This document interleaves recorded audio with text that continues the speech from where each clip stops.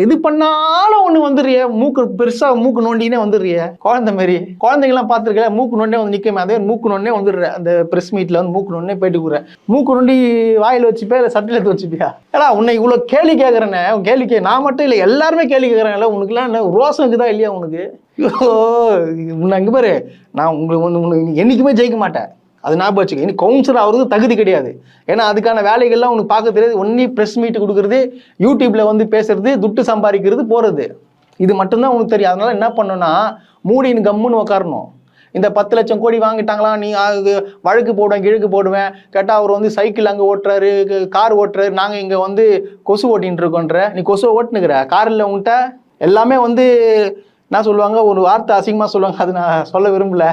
அதான் உழைச்சி சாப்பிட்டா தான் தெரியும் உனக்குலாம், பிச்சை எடுத்துனா சாப்பிட்ற.